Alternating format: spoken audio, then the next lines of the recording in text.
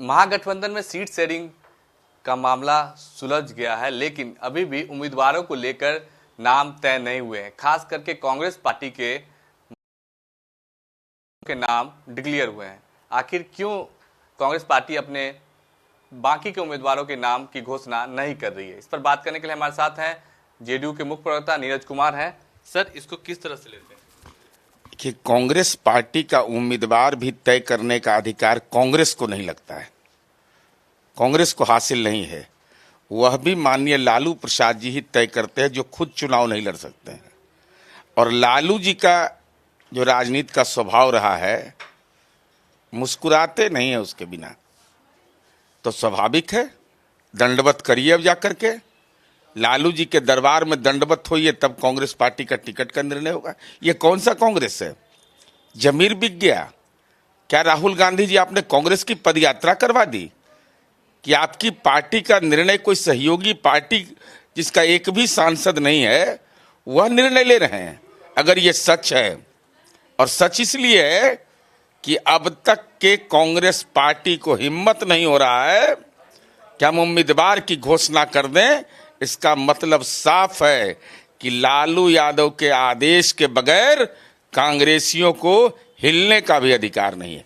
Sir, Seemanchal में Purnia seat तो फंसी हुई थी, अब कटिहार सीट पर भी अशफाक करीम जो रासपा सांसद हैं वो कह रहे हैं कि वो भी चुनाव लड़ेंगे। अब तो क्या वहाँ पूर्णिया की तरह आरजेडी जो और कांग्रेस की लड़ाई जो है सीमांचल के कटिहार पूर्णिया के बाद अब कटिहार में भी शुरू हो रही है? अब बताइए, अखिल भारतीय कांग्रेस पार्टी के वरीय नेता हैं तारिक अनवर साहब, हमारा राजनीतिक विरोध है उनसे। बचपन से राजनीति में उनका देखे हैं कि कटिहार उनका संसदीय क्षेत्र रहा है। अब ये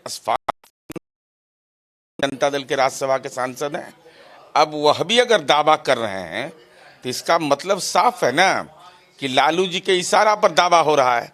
अब लालू जी भारी पड़ेंगे कि या तारिक अनवर भारी पड़ेंगे, यह तो समय तय करेगा। लेकिन जनता तो तय कर चुकी है कि दुलालचंद गोस्वामी जीत करके लोकसभा जाएंगे। सर, एक और सवाल सर, ये कि कन्हैया कुमार को लेकर भी कहा जा रहा था कि जो महाराजगंज की सीट है उस पर जो है कांग्रेस चाहती थी, लेकिन वहाँ भी लालू प्रसाद यादव जो है वो उम्मीदवार बदलने पर लगे हुए हैं।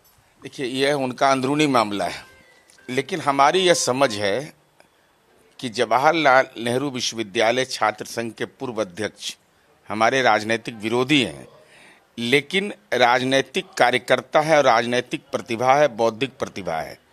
तो लालू जी अपने बेटा के रहते हुए दूसरे को मौका नहीं देंगे कि वह चुनाव लड़े और चुनाव में वो प्रचार में निकले, और अगर गलती से जीत गया, इसकी संभावना तो कम ही है, एनडीए की हवा है, तो तेजस्वी यादव का जो वजन है वो घट जाएगा। तो तेजस्वी यादव को कमजोर कर होना, अरे भाई, कर्म के बदौलत मजबूत हो ना, संघर्ष के बदौलत मजबूत हो ना, कि पैरवी अनुकंपा पर मजबूत हो रहे हो। इसलिए हमको लगता है कि कन्हैया कुमार को लालू जी के रहते संभव नहीं है चुनाव लड़ पाना। तो ये थे हमारे साथ जेडीयू के मुख्य प्रवक्ता नीरज कुमार, जिनका कहना था कि लालू प्रसाद यादव अपनी पार्टी के अलावा कांग्रेस के भी उम्मीदवारों, खास करके कन्हैया कुमार को लेकर भी जो है वही चाह रहे हैं कि वो कन्हैया जो है वो बिहार से लोकसभा का चुनाव इस बार नहीं लड़े। कैमरा शेख के साथ शक्ति, इंडिया न्यूज़, पटना।